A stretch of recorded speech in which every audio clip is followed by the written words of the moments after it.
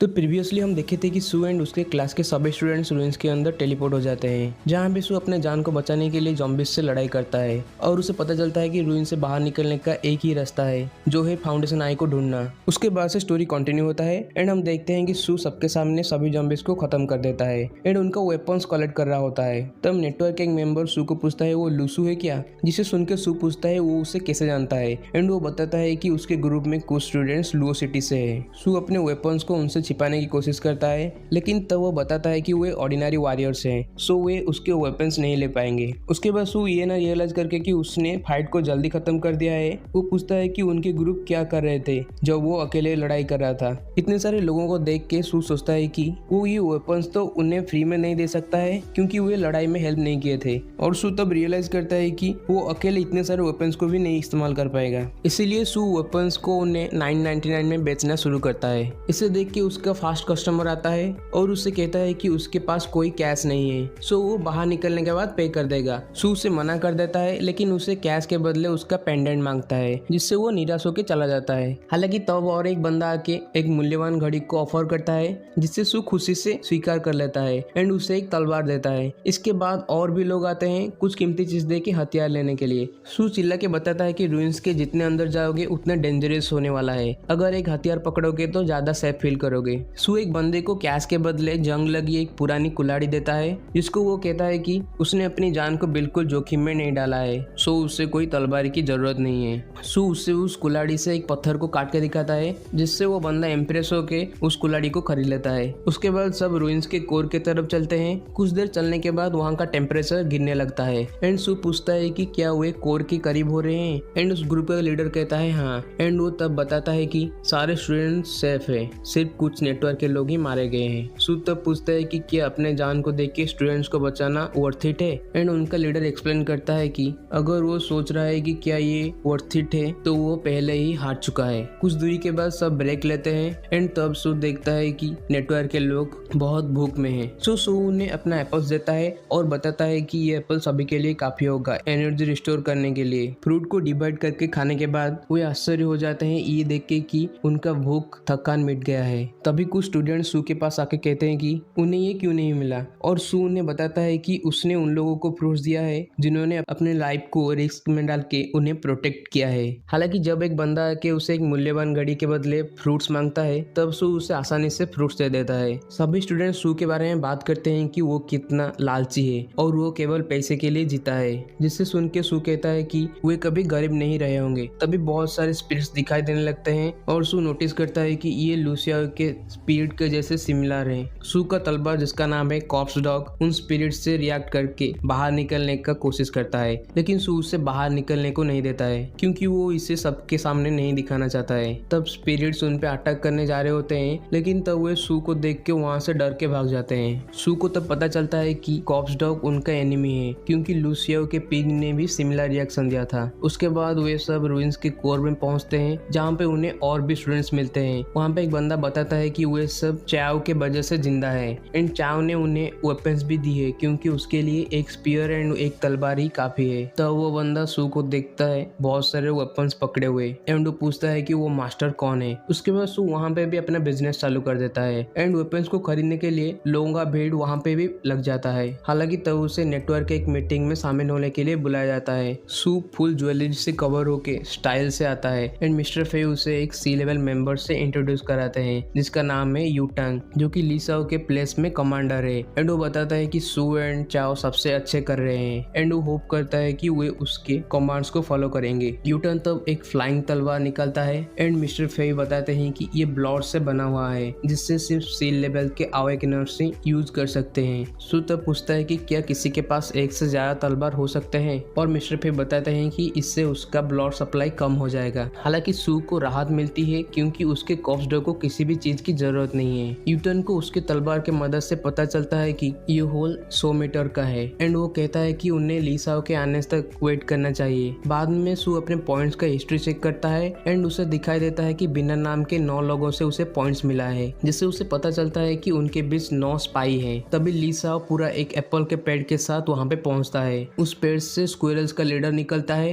And लीसाओ को गाली देता है एंड वो सू को हंसते हुए देख के उसके ऊपर अटैक कर देता है, जिसको सू आराम से पकड़ पकड़ लेता है और लिसा को पता चल जाता है कि सू ने भी उनसे एप्पल्स लिया है। बाद में लिसा बताता है कि उसके सभी साथी मारे गए हैं, लेकिन वे सभी एनिमीज को मारने में कामयाब हुए हैं। तब हम देखते हैं कि वो स्क्विरल बहुत दुख में होता है ये देख के कि उसके एप्पल्स लोग खा रहे हैं, लेकिन सू जब उसे एक एप्पल देता है वो बहुत खुश हो जाता है। सू को तब जियांग मिलता है एंड वो तब उसे बताता है कि उसने 4 ज़ॉम्बीज को अकेले ही मार दिया है। तब सू उसे अपना वेपन्स का कलेक्शन दिखाता है एंड एक स्पीयर देता है, जिसे देख के एक बंदा सू को एक वेपन मांगता है एंड कहता है कि यहाँ से बाहर निकलने के बाद वो उससे 50,000 वॉन दे देगा। उसे सू मना कर देता है एंड वो बंदा निराश होकर चला जाता है। तब सू नोटिस करता है कि उसके नाम के जगह नंबर है एंड जान लेता है कि वो एक स्पाई है। बाद में लिसा सबको इकट्ठा करके कहता है कि सबको रेस्ट करने के लिए एंड कल सुबह वे अंदर जाएंगे। जब रात को सब सो रहे होते हैं तब स्पाइयों का ग्रुप होल के अंदर घुस जाते हैं, लेकिन जिसको हम पहले देखे थे उसे सू पकड़ लेता है एंड कहता है कि वो उनके साथ जाएगा और जो कुछ भी वहां से निकलेगा 30 उनका होगा एंड 70% सू का होगा। वो बंदा इससे राजी हो जाता है एंड सू को कुछ लोगों को बुलाने के लिए कहता है। सू वहां से चला जाता है और वो बंदा सू को पीछे छोड़ के नीचे कूद जाता है, लेकिन सू उसे फिर से पकड़ लेता है। दूसरे स्पाइस इस बात को इग्नोर कर देते हैं कि उनमें से एक गायब है और वो बंदा सू पे अटैक करना चालू करता है। सू उसके हमले से आराम से बच जाता है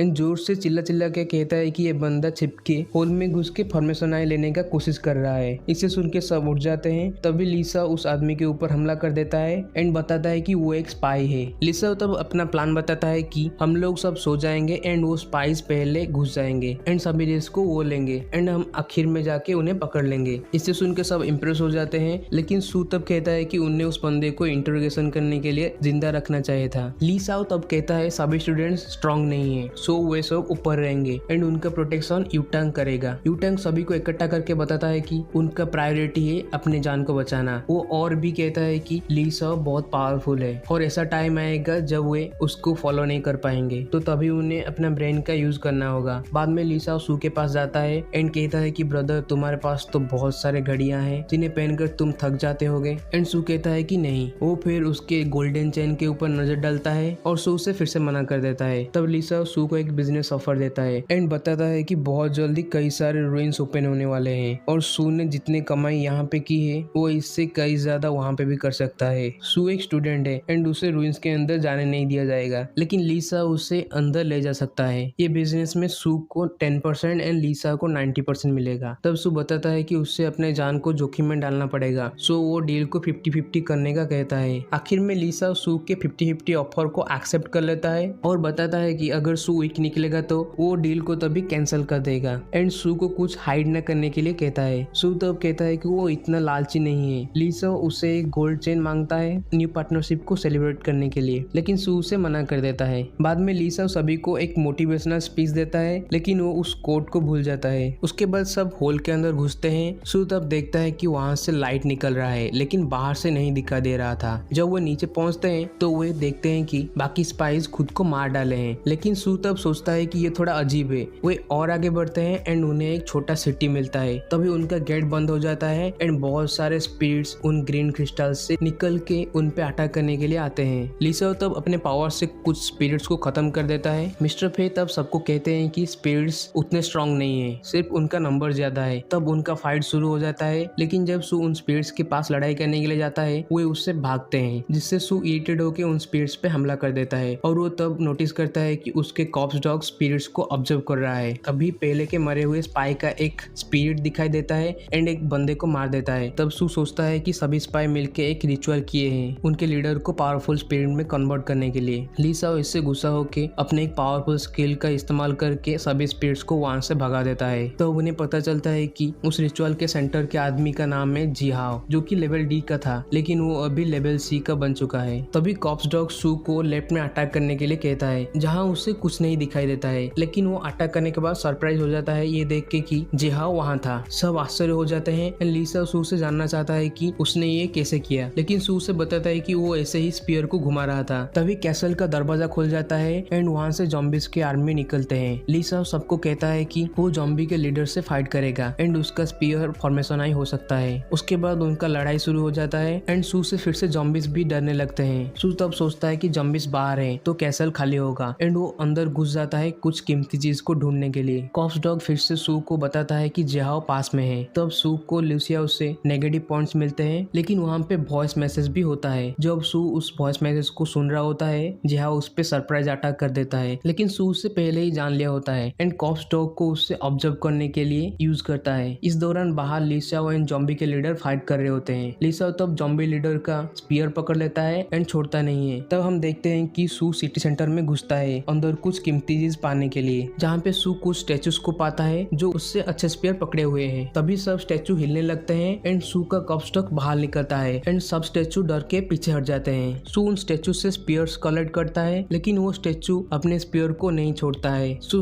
उससे कॉप्सटॉक से डरा के स्पीयर को ले लेता है। सू और भी अंदर जाता है, जहाँ पे उसे कुछ लिखा हुआ मिलता है, जैसे जॉम्बी लीडर को पता चल जाता है कि अंदर कोई घुस गया है एंड वो अपने स्पीयर को छोड़ के सिटी सेंटर की तरफ भागता है। उसके पीछे पीछे लिसा भी आ जाता है और जॉम्बी के लीडर उन स्टेचू को उसे रोकने के लिए कहता है। उसके बाद हम देखते हैं कि सभी अपना हार मान लिए हैं एंड वो जॉम्बी लीडर सू को रोकने वाला होता है। तभी सू उस फॉर्मेशन आई को पकड़ लेता है, जिससे रूइंस गायब हो जाता है एंड वे सभी फाइनली बाहर आ जाते हैं। माउंटेन पे कोहरा भी गायब होने लगता है। उसके बाद सभी इंजर्ड लोगों का ट्रीटमेंट किया जाता है और जो भी आइटम सब लाए हैं उससे उन्हें नेटवर्क को देना पड़ता है। जियांग तब घबराते हुए सू को ढूंढ रहा होता है क्योंकि सू कहीं भी नहीं मिल रहा है, लेकिन तभी सू 5 बड़े स्पीयर के साथ वहाँ पे पहुँचता है। ये सब खत्म होने के बाद सू अपने घर की तरफ जा रहा होता है एंड उसे लूसियायू एक पेड़ पे बैठी हुई मिलती है, जो उस पे बहुत गुस्सा होती है। घर पे सू लूसियायू के बॉडीगार्ड को एक ब्लैक पॉल्स खाने के लिए देता है, जिससे उसका ताकत और भी बढ़ जाता है एंड सू को पता चलता है कि वो गोल्डन सेल एक स्टोरेज की तरह है, जहाँ पे उन जॉम्बीज का पूरा सिटी है। इस दौरान कहीं और यूजिन एंड टिंग डिस्कस कर रहे होते हैं रूइंस में किया हुआ है एंड फाइनली डिसाइड करते हैं कि सील को एक स्पाई ने चुरा लिया है। टिंग तब कहता है कि हेवन एंड अर्थ में वार होने वाला है, जो कि बहुत बड़ा बदलाव लाएगा एंड इसके साथ ही spare me great lord season 1 खत्म होता है। नेक्स्ट एनिमे के ऊपर वीडियो